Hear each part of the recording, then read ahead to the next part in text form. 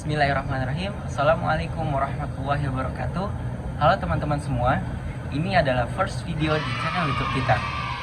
Selamat datang di Madinah Al-Munawwarah, kota suci yang menjadi saksi perjalanan hidup Rasulullah SAW.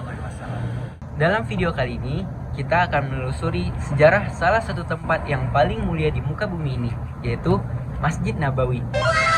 Kita akan melihat bagian-bagian pentingnya, mulai dari sejarah pembangunan masjid, area lama peninggalan Rasulullah SAW, tempat yang dinamakan Hiswah, hingga sumur Ha yang menjadi syarat kisah kuatnya keimanan dan sedekah.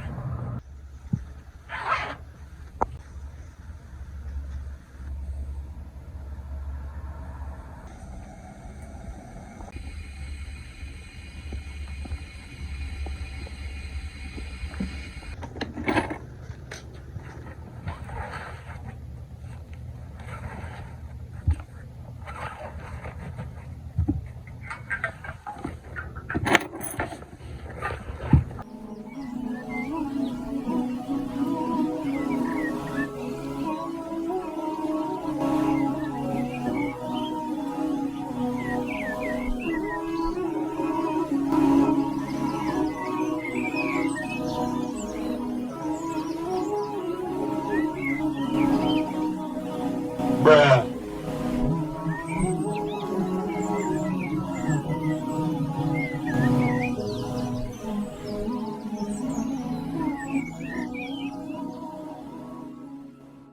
Masjid Nabawi terletak di jantung kota Madinah. Bahkan teman-teman, pusat kota Madinah itu sendiri adalah Masjid Nabawi dan sekitarnya. Masjid Nabawi juga itu adalah masjid terbesar kedua di dunia setelah Masjidil Haram. Rasulullah SAW bersabda, "Salatun fi masjidi hadza afdalu min alfi salatin fi ma siwahu ilal masjidil haram. Wa salatun fi masjidil haram afdal min salatin fi masjidi bimi'ati salatin." Salat di masjidku ini lebih utama daripada 1000 salat di masjid-masjid lainnya, kecuali Masjidil Haram. Dan salat di Masjidil Haram lebih utama daripada salat di masjidku ini 100 kali lipat. Hadis riwayat Imam Ahmad.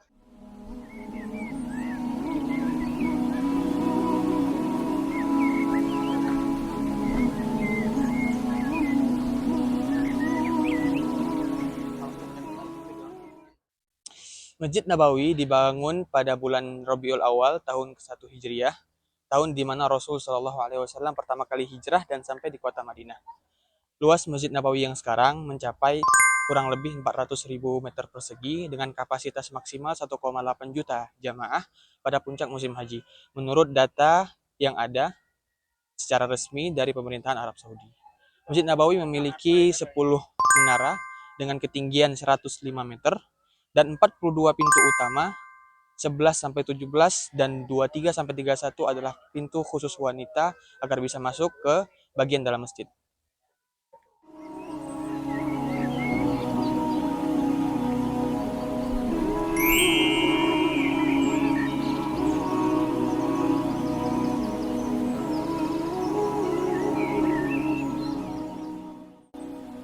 Awalnya, panjang Masjid Nabawi hanya sekitar 70 hasta atau 31,5 meter, dengan lebar 60 hasta atau sekitar 27 meter. Dindingnya dari bata merah, tiangnya dari batang pohon kurma, dan atapnya dari pelepah kurma. Tempat ini menjadi pusat kegiatan umat Islam, tempat ibadah, majelis ilmu, hingga musyawarah perang.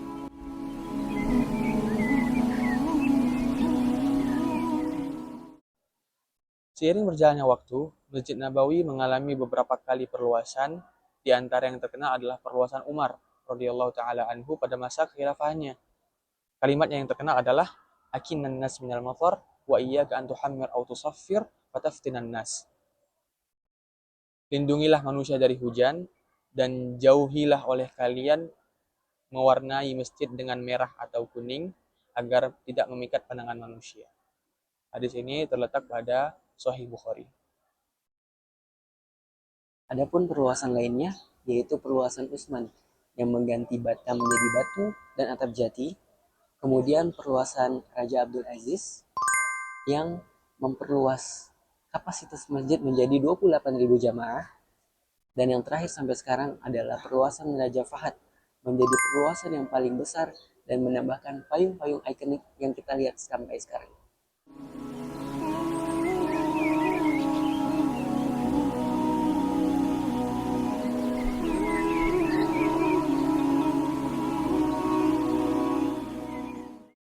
Nah guys, di belakang Masjid Qadim, keluar dari Masjid Qadim terus masuk dari pintu 4 atau 5, itu ada area terbuka yang ditandai dengan 12 payung besar. Jadi 6 di depan, kemudian 6 di belakang, dibatasi oleh jalur atau jalan kecil. Tempat ini bernama Haswah, yang artinya kerikil kecil. Di tempat inilah dulu para sahabat belajar, diskusi, kemudian berobat jika ada yang terluka sepulang dari perang.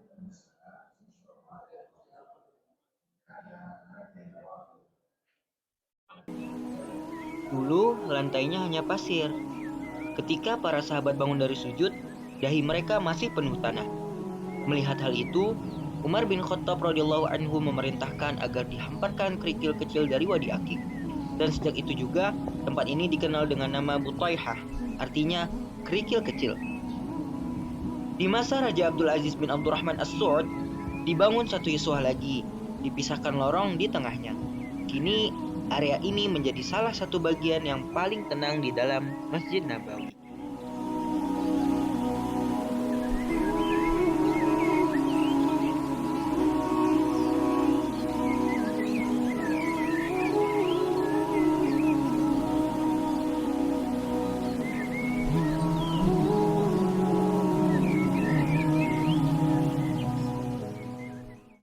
Gak jauh dari iswah teman-teman, ada sumur yang dikenal dengan sumur Ha, yang mana Rasulullah SAW dulu selalu datang ke sumur tersebut untuk minum airnya dan beristirahat di bawah pohon kurma. Nah, sumur tersebut terletak di dalam kebun yang dimiliki oleh salah satu sahabat Ansor yang paling dermawan, yaitu Abu Talhah. Kebun kurma dan sumurnya adalah harta yang paling beliau cintai. Jadi teman-teman, kalau kalian datang sini ke pintu 21. Nah, dan di bawah karpet. Jadi ada tandanya teman-teman, tandanya adalah lingkaran. Nah, ini adalah tanda sumur Ha. Masya Allah.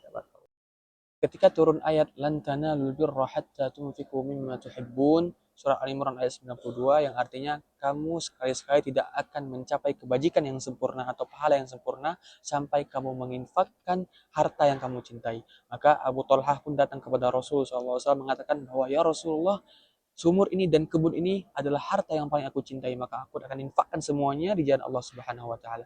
Maka Rasulullah SAW bersabda, "Bakh kamalin rabih, kamalin rabih." Wow, itu adalah harta yang untung, harta yang banyak.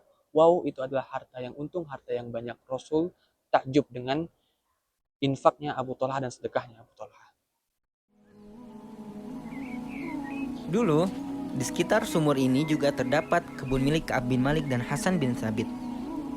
Sebagian area kemudian menjadi milik Muawiyah bin Abi Sufyan yang membangun istana kecil bernama Qasr Jadalah. Sedangkan di sisi selatannya berdiri masjid kecil bernama Jami As-Shaghir dekat benteng kota Madinah.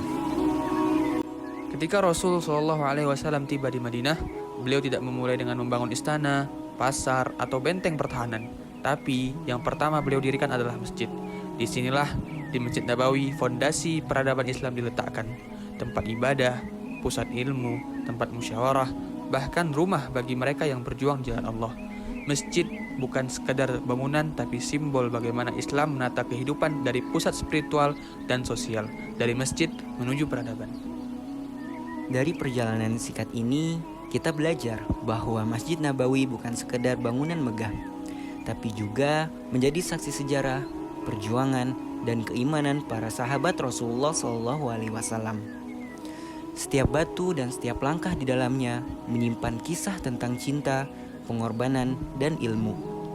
Semoga kunjungan ini menambah rasa cinta kita kepada Rasulullah SAW dan membuat kita semakin rindu untuk kembali ke sini.